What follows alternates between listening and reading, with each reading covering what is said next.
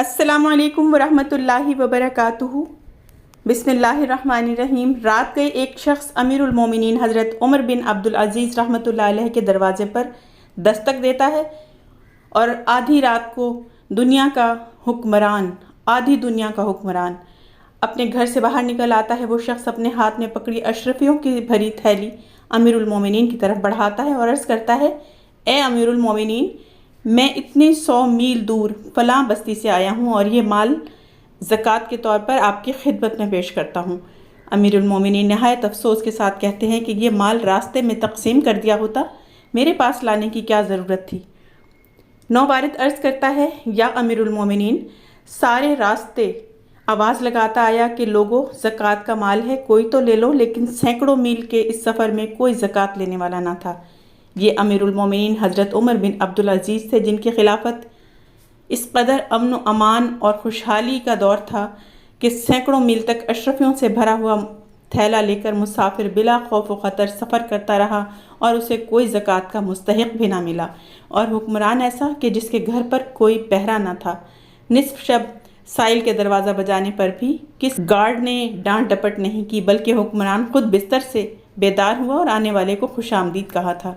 हज़रत उमर बिन अब्दुल अज़ीज़ रहमतुल्लाह अलैह की कुनियत अबू हफ्स और बनु उमैया के 8वें हुक्मरान थे। सुलेमान बिन अब्दुल मलिक के बाद तख्त नशीन हुए और अपनी उम्दा और पाकीज़ा सीरत और रास्त रवी और पाकदामनी के बाइस मौरख़ीन के यहाँ खुलफ़ाए राशिदीन में शुमार किए जाते हैं। 61 हिजरी मदीना मुनव्वरा में जन्म लिया आप रज़ियल्लाहु ताला अन्हु के ननिहाल फ़ारूक़ी, जहाँ बचपन ही में कुरान पाक से हिफ्ज़ कराया गया।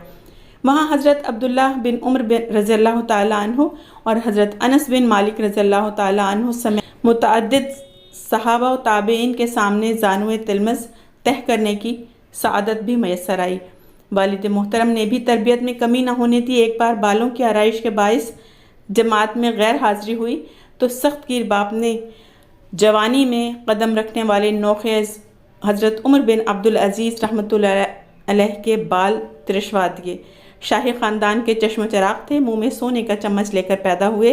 इस लिहाज से शबाब नहायत ही नफासत और खुश पोशाकी में गुजारा। खलीफा बनने तक मायार नहायत उम्दा था। शाहाना तौर तरीक़े वतीरा थे।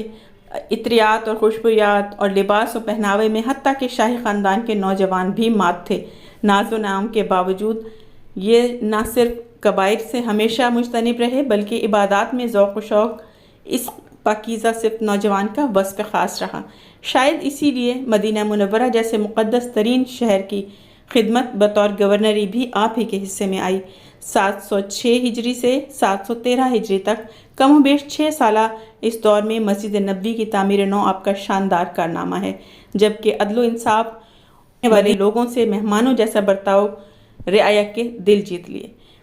विलायत मदीना मुनव्वरा के दौरान आपने 10 काबिल तरीन अफराद की एक मजलिस मुशावरत बनाई थी, जिसके पास वसी इंतज़ामी और अदालती इख्तियारात भी थे। दरहकीकत आपके पेशरो हुक्मरानों ने अहले मदीना से हिजाज से करबला तक जो सलूक किया था, हज़रत उमर बिन अब्दुल अज़ीज़ रहमतुल्लाह अलैह ने उसकी तारीख़ ही बदल डाली।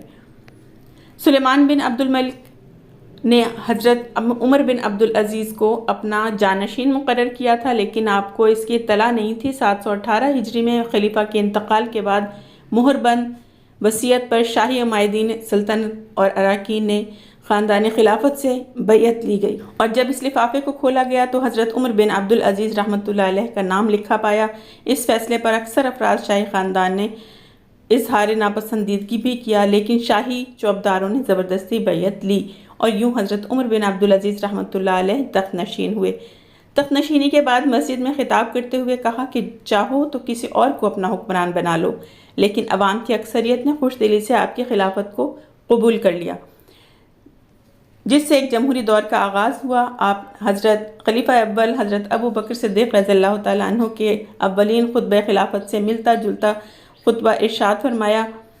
दरहकीकत यही खुतबा एक बार फिर उम्मत मुस्लिमा को मलूकियत से खिलाफत की तरफ गामज़न करने वाली दस्तावेज़ साबित हुआ। बार खिलाफत से ज़िंदगी बिल्कुल ही तब्दील हो गई। नफासत और खुश लिबासी सारी की सारी और दरवेशी में तब्दील हो गई। खिलाफत के बाद सवारी के लिए आला नस्ल के घोड़े पेश किए गए, लेकिन ये कहकर लौटा दिए कि मेरे लिए मेरा खच्चर ही काफ़ी है। دوران سفر ایک نقیب آگے کو چلا تو اسے ہٹا دیا کہ میں بھی ایک عام سا مسلمان ہوں۔ سلیمان بن عبد الملک کے ترکے پر کل خاندان بنو امیہ کی نظر تھی، لیکن ایک حکم شاہی کے ذریعے گزشتہ حکمران کی ساری جائیداد و نقد بیت المال میں جمع کرا دیے۔ اہل بیت کی محبت و عقیدت میں باغ فدق جو ایک عرصے سے گمبھیر مسئلہ تھا، آپ کے پیشرو حکمرانوں نے اس پر غاصب کر رکھا تھا، اس کے اصل ورثۂ خاندان بنو ہاشم کو لوٹا دیا۔ اس کے علاوہ بھی بنو امیہ نے آل علی کے جن جن جائیدادوں کو زبردستی اپنی تحویل میں لے رکھا تھا انہیں واگزار کرایا اور ان کے اصل مالکان کو لوٹا دیا، اور خطبہ جمعہ میں حضرت علی کرم اللہ وجہہ کی شان میں جو گستاخیاں کی جاتی تھیں انہیں اپنی خلافت کے روز اول سے ہی بند کرا دیا۔ حضرت عمر بن عبدالعزیز نے اپنی خاندانی و نجی زندگی بھی مکمل طور پر شریعت کے تابع کر دی اور خلفائے بنو امیہ کی بجائے خلفائے راشدین کے شعار کو اپنایا۔ خلافت کے بعد اپنی زوجہ کو حکم دیا کہ اپنے زر و جواہرات و زیورات بیت المال میں جمع کرا دو۔ اتنی بڑی ریاست اور شاید اس وقت دنیا کی سب سے بڑی متمدن ریاست کے حکمران کے گھر کوئی خادمہ یا ملازمہ نہ تھی، بلکہ سلطنت کی خاتون اول اپنے ہاتھوں سے گھر کا سارا کام سر انجام دیتی، جبکہ یہ خاتون اول فاطمہ خلیفہ عبد الملک بن مروان کی بیٹی اور دو خلفاء ولید بن عبد الملک اور سلیمان بن عبد الملک کی بہن تھیں۔ حضرت عمر بن عبدالعزیز رحمۃ اللہ علیہ نے بیت المال پر خلیفہ کے ذاتی تصرف کو کلیتاً ختم کر دیا اور سیاسی رشوت کے طور پر دیے جانے والے شاہی عطیات و تحائف پر بھی پابندی لگا دی۔ شاہی خاندان کے وظائف بند کر کے بیت المال کا رخ عوام کی طرف موڑ دیا۔ اس اقدام سے شاہی خاندان کو بے حد تکلیف ہوئی، یہاں تک کہ حضرت عمر بن عبدالعزیز رحمۃ اللہ علیہ نے عام اعلان کرا دیا کہ شاہی خاندان کے کسی فرد نے کسی کی جائیداد زبردستی غصب کر رکھی ہے تو وہ اس پر دعویٰ کرے، اسے انصاف فراہم کیا جائے گا۔ اس وقت تک نو مسلموں سے بھی اسی لیے جزیہ وصول کیا جاتا تھا کہ وہ جزیہ کے ٹیکس سے بچنے کے لیے مسلمان ہو گئے تھے۔ حضرت عمر بن عبدالعزیز نے اس ظالمانہ ٹیکس کے خاتمے کا اعلان کیا اور اس کے بعد علاوہ بھی رعایا پر ناجائز ٹیکس ختم کر دیے، لگان ختم کر دیے۔ ان اقدامات کے نتیجے میں فوری طور پر ریاست کی آمدنی میں بہت زیادہ کمی ہو گئی، جسے آپ نے سرکاری اخراجات میں کٹوتی سے پورا کیا، جبکہ دور رس نتائج بہت جلد نمودار ہونے لگے اور عوام میں خوشحالی ہو گئی۔ اور صرف ایک سال کے بعد یہ نوبت آ گئی کہ لوگ صدقات لے کر نکلتے تھے اور لینے والا نہیں ملتا تھا۔ فلاح عامہ کے لیے حضرت عمر بن عبدالعزیز رحمۃ اللہ علیہ نے جگہ جگہ سرائیں بنائیں اور مسافروں کو 2 دنوں تک ریاست کی طرف سے کھانا مفت فراہم کیا جاتا۔ حکمران کی اس خوبصورتی کا اثر بہت دور دور تک محسوس کیا گیا، یہاں تک کہ سندھ میں راجہ طاہر جیسے حکمران کا بیٹا جے سنگھ نے بھی حضرت عمر بن عبدالعزیز رحمۃ اللہ علیہ کے دور میں دائرہ اسلام میں داخل ہونا قبول کیا۔ تدوین و تحریر حدیث نبی صلی اللہ علیہ وسلم آپ ہی کے حکم سے شروع کی گئی، جو آپ کا لازوال علمی کارنامہ ہے۔ آپ نے اس وقت کے علماء کو خط لکھا کہ میں دیکھ رہا ہوں کہ اسناد طویل ہوتی جا رہی ہیں اور علم حدیث نبی صلی اللہ علیہ وسلم مٹتا چلا جا رہا ہے، بس تم اس کو تحریر کر لو۔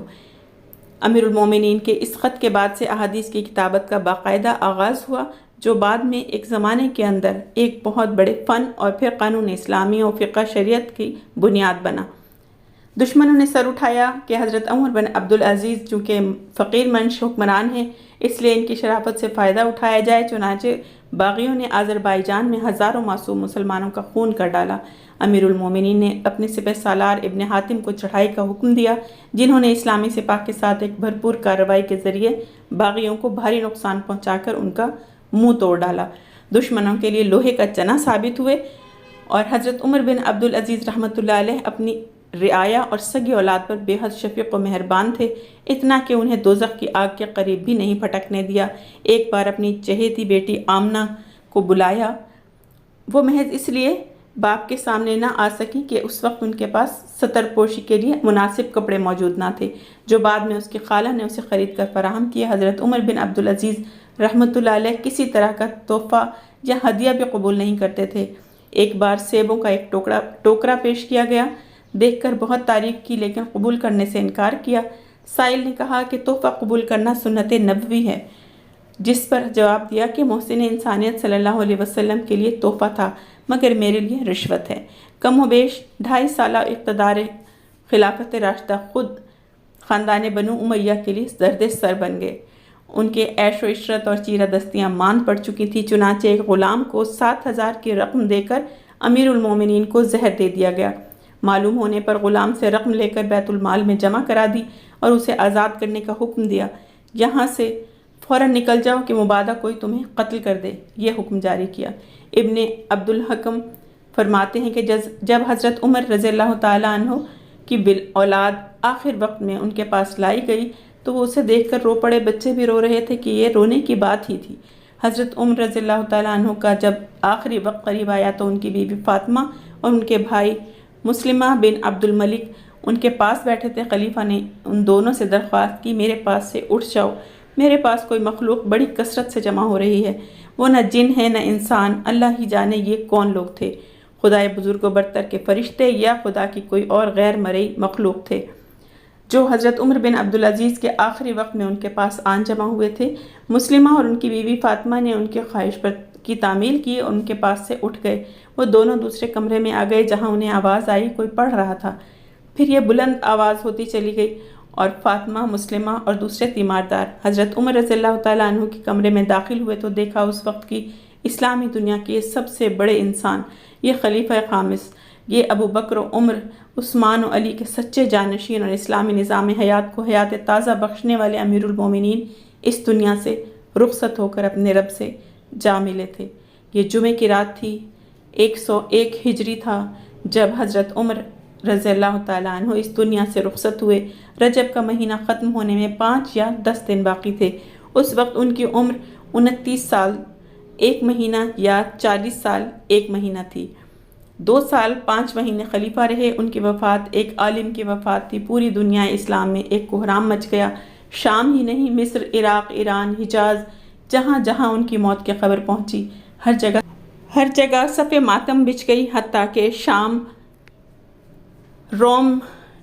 شاہ روم نے جو عیسائی تھا ان کا ماتم کیا، تخت چھوڑ کر چٹائی پر آن بیٹھا اور زار زار رویا کہ ایک صالح مسلمان ہمسائے بادشاہ اس دنیا سے رخصت ہو گئے۔ اپنی شہادت کے وقت آپ رحمۃ اللہ علیہ نے ترکہ میں کل 17 دینار چھوڑے جو عالم اسلام کے حکمرانوں کے لیے ایک لمحہ فکریہ بھی ہے۔ آدھی سلطنت سے زیادہ دنیا کا بادشاہ اور ترکے میں صرف 17 دینار، یہ اللہ تعالیٰ کا خوف نہیں تو اور کیا ہے؟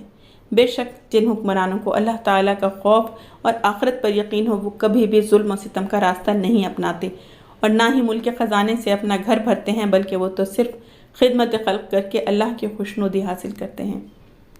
ویڈیو پسند آئے تو لائک اور شیئر ضرور کیجیے گا اور حضرت عمر بن عبدالعزیز رحمۃ اللہ علیہ کو اپنی دعاؤں میں یاد رکھیے گا۔ جزاک اللہ خیرہ۔